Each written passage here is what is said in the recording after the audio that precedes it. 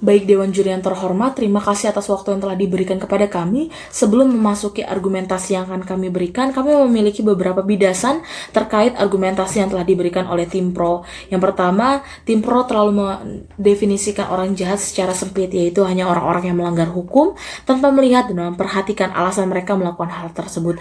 Juga mereka mengkategorisasikan bahwasannya orang jahat yang tersakiti tidak bisa berbuat baik. Lalu yang kedua adalah tim pro menunjukkan diskriminasi terhadap orang baik yang akhirnya melakukan kejahatan. Tidak seharusnya tim pro menggiring orang jahat untuk berkumpul dengan orang jahat lainnya, karena yang mana tidak memberikan ruang untuk orang jahat bisa bertemu dengan orang yang lebih baik. Yang ketiga adalah tim pro menyebutkan bahwasannya bagaimana jika ada orang yang terlahir jahat, dan tentu saja itu menyalahi hakikat keberadaan manusia, yang mana tidak ada manusia yang memang terlahir jahat.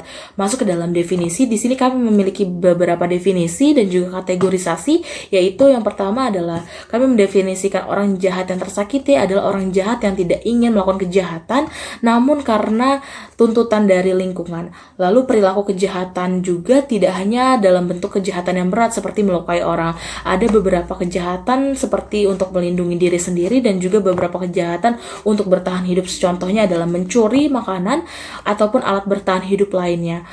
Lanjut, di sini juga kami mengkategorisasi orang jahat adalah orang yang baik yang tersakiti, yaitu orang-orang yang mengeluarkan output untuk bertahan hidup. Output di sini adalah bentuk pertahanan diri mereka atas hal yang menyakiti mereka. Bisa jadi mencuri untuk bertahan hidup, untuk makan, dan juga bisa jadi membunuh. Dan dalam hal membunuh ini bisa jadi kita lihat dari alasannya mereka adalah untuk bertahan hidup dari atau melawan orang yang sedang ingin membunuh atau menyelakai mereka. Masuk ke dalam argumentasi kami yang pertama, yaitu orang yang menjadi jahat karena tersakiti sulit mengakses kehidupan yang setara dengan orang lain. Yang kedua, harus adanya hukum seadil-adilnya agar mengurangi potensi seorang menjadi jahat. Masuk ke dalam argumentasi kami yang pertama, yaitu orang jahat karena tersakiti sulit mengakses kehidupan yang setara dengan orang lain. Bagaimana orang jahat yang tersakiti bisa menjadi baik? Bagaimana mereka bisa melakukan kebaikan jika mereka tidak bisa mengakses kesetaraan dengan orang lain? Bagaimana mereka bisa mengakses kehidupan yang layak? Bagaimana jika mereka tidak bisa mengakses finansial yang sama dengan orang lain?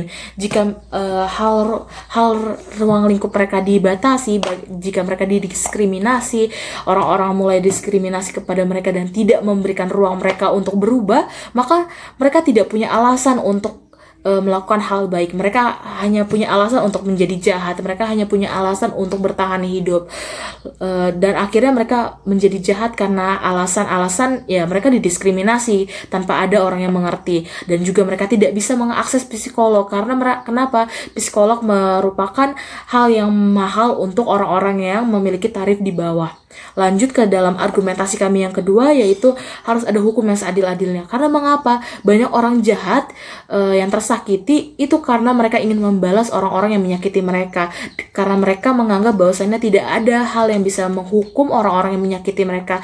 Tidak ada hal yang bisa membatasi ruang-ruang lingkup dari orang-orang yang menyakiti mereka. Dan orang-orang yang menyakiti mereka malah mendapatkan kehidupan yang lebih baik daripada mereka. Maka dari itu perlu ada hukum yang seadil-adilnya agar bisa melindungi semua orang, agar bisa mengurangi potensi seorang menjadi jahat.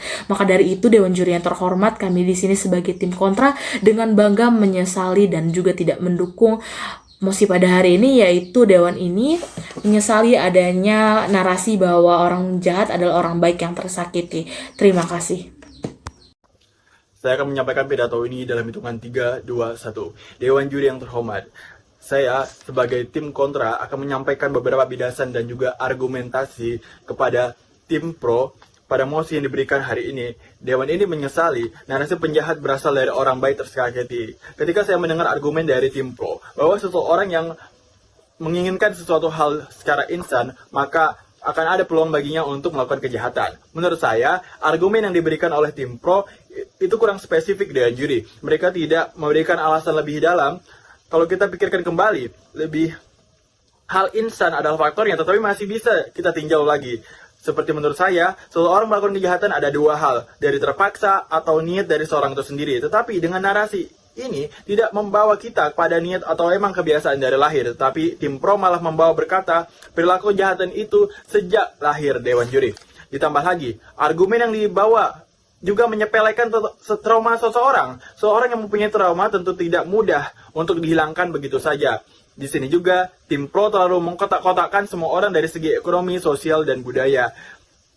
Seperti yang dikatakan rekan saya, tidak semua orang mampu bisa mengakses ke psikolog, psikiater untuk terapi menghilangkan trauma karena kekurangan ekonomi Deonjuri. Ditambah lagi, tim pro katakan untuk mencari seseorang untuk menjadikan tempat ceritanya, mencari teman. Padahal malah ketika seseorang mempunyai trauma, akan sulit bagi dirinya untuk percaya pada seseorang maupun itu orang terdekatnya. Dan inilah membuat dia terikat dengan perilaku kejahatan. Kita sebagai manusia perlu bagi kita untuk lebih berpikiran terbuka, mencari suatu penyebab dan alasan mereka melakukan kejahatan. Baik dan kejahatan adalah keseimbangan dari jiwa kita masing-masing, seperti putih dan hitam. Dan kita tanpa sadar melakukan kedua sifat itu, karena itu memang sifat murni dari manusia. Seperti saya katakan tadi, itu adalah keseimbangan jiwa seseorang. Dan pernyataan ini bukan berarti kami membenarkan akan tindakan atau perilaku yang jahat.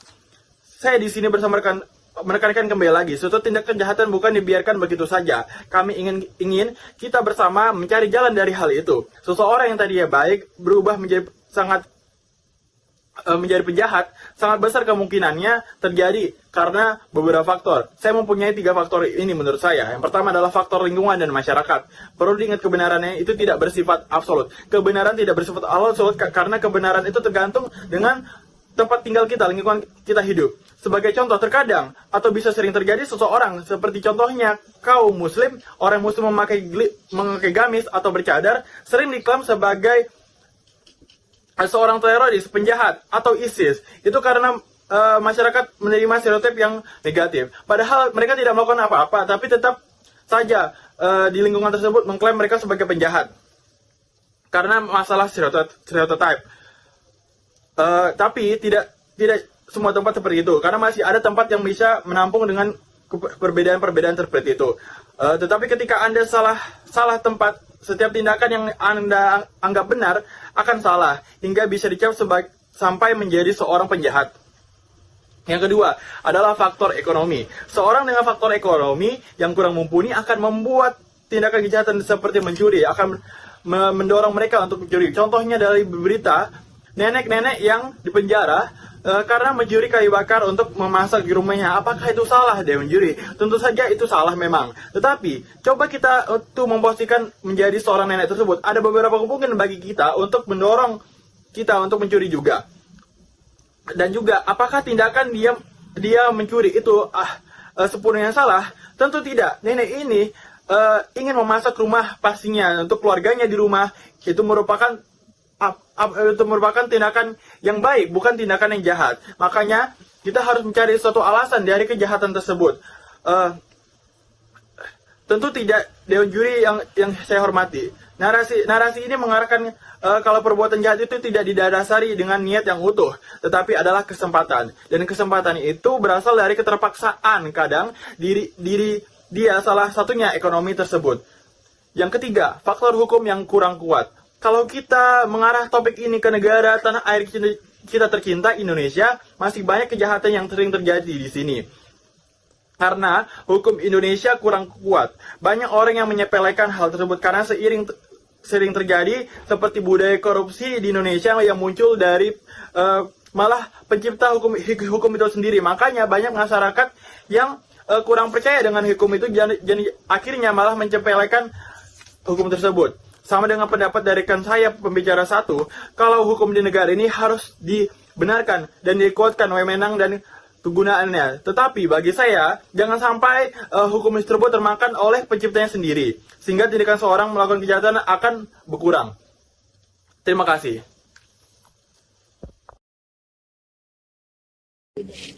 Pidato saya akan saya mulai dalam 3, 2, 1. Dewan juri yang terhormat dan rekan-rekan sekalian, di sini saya sebagai tim kontra, sebelum saya menyampaikan argumen saya akan menyampaikan bidasan-bidasan kepada tim pro mengenai narasi penjahat berasal dari orang baik yang tersakiti. Tim pro mengatakan bahwa narasi ini harus kita sesali. Tim pro juga mengatakan beberapa poin yang ingin saya bidas di sini. Yang pertama, tim pro mengatakan bahwa adanya narasi ini menjadikan manusia menormalisasi bahwa orang baik berhak menjadi jahat apabila dia tersakiti. Padahal di sini yang kita garis bawahi, adalah penjahat berasal dari orang baik yang tersakiti. Hanya penjahat, yaitu orang-orang yang melakukan tindakan kriminal baik itu berat maupun ringan. Karena tidak ada yang menormalisasi ini apabila orang-orang tersebut tidak mengalami keadaan-keadaan tertentu. Dan juga terhormat, Trimpro juga terlalu menyepelekan trauma, menyepelekan masa lalu dari seseorang. Padahal seseorang itu hidup di lingkungan sosial, ekonomi, budaya yang memainkan peran besar dalam tumbuh kembang suatu manusia itu sendiri. Dewan juri yang terhormat, perlu kita garis bawahi, Dewan juri, kita ada di masa sekarang adalah berkat masa lalu. Apapun yang kita terbentuk dari masa lalu akan menjadikan apa yang kita hari ini. Dewan juri yang terhormat, Tim Pro juga mengatakan bahwa ada saja manusia yang terlahir menjadi jahat. Tidak ada orang yang murni ingin menjadi jahat, Dewan juri yang terhormat, karena semuanya lahir dalam keadaan baik dan juga murni. Hal-hal seperti lingkungan sosial lah yang menjadikan orang tersebut menjadi jahat. Bisa jadi orang tersebut mengalami diskriminasi terus-menerus yang menjadikan dia mengalami krisis emosional, yaitu tindakan impulsif dan tidak rasional, yaitu terdesak lalu bertindak di luar karakter mereka sendiri lalu melakukan tindakan kriminal yang menurut hukum perlu dihukum dan lain-lain. Padahal Dewan juri yang terhormat, ini merupakan kondisi keterdesakan dan juga kebertahanan hidup seseorang itu sendiri. Bisa jadi itu merupakan bentuk perlindungan diri dari dia untuk lingkungannya. Lalu, relevansi narasi ini pada kehidupan nyata Dewan juri yang terhormat. Saya akan memberi contoh nyata bahwa narasi ini tidak perlu disesali, namun ada mekanisme yang akan saya jelaskan pada poin berikutnya mengenai bagaimana kita menghadapi narasi ini. Karena narasi ini tidak perlu kita sesali, narasi ini benar adanya. Dewan juri yang terhormat, seperti Anda tahu, ada orang yang bernama Adolf Hitler dari Jerman, yaitu dia mendirikan Nazi. Dia membunuh berjuta-juta orang Yahudi. Karena apa Dewan juri yang terhormat? Di masa kecil, waktu ia masih muda, dia didiskriminasi oleh orang Yahudi itu sendiri, yang menjadikannya dendam dan lain-lain, sehingga menjadikan membentuk gerakan yang akhirnya memerangi orang Yahudi itu sendiri. Tidak ada hubungannya bahwa Adolf Hitler sudah lahir menjadi jahat. Dia juga mengalami bangku sekolah, memiliki orang tua dan lain-lain. Hal tersebut menunjukkan bahwa dia pernah menjadi orang baik, yang akhirnya didiskriminasi dan menjadikan dia termotivasi untuk membalaskan dendamnya. Hal itu tentu kita membenarkan bahwa penjahat berasal dari orang baik yang tersakiti. Itu benar dengan narasi yang ada. Makanya itu relevansi antara masa lalu dan juga narasi ini itu sangat relevan Dewan juri yang terhormat.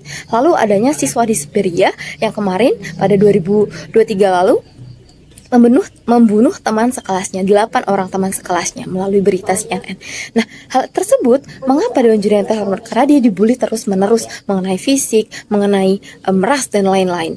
Hal ini tentu tidak bisa kita kesampingkan. Hal itu dia membunuh temannya karena itu bentuk pertahanan diri dia dari bertahan hidup dia dari lingkungan yang ada di sana itu sendiri. Itu bertindak bahwa dia memiliki pertahanan diri.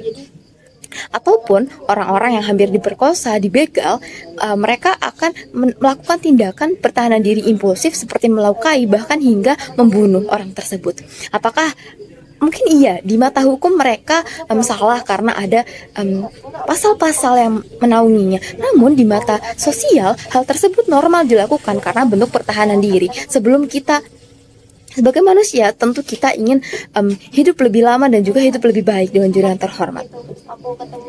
Lalu, bagaimana orang tersebut dapat menjadi jahat? Karena hal itu tersendiri. Mekanisme bagaimana kita menghadapi orang-orang tersebut yaitu dengan hukum yang ada. Apabila penjahat berasal dari orang baik, tersakiti, ya sudah, apabila dia sudah menjadi jahat, maka berilah hukuman yang sesuai dengan konstitusi yang ada. Ada UU kriminal, ada tindak pidana, UU perdata dan lain. Gunakanlah Dewan juri yang terhormat. Tapi kami sangat tidak menyesali adanya narasi ini. Kami membenarkan bahwa penjahat berasal dari orang baik yang tersakiti. Maka dari itu kita harus menanganinya dengan undang-undang yang ada. Kita hukum sesuai setimpal dengan apa yang telah dia lakukan. Terima kasih.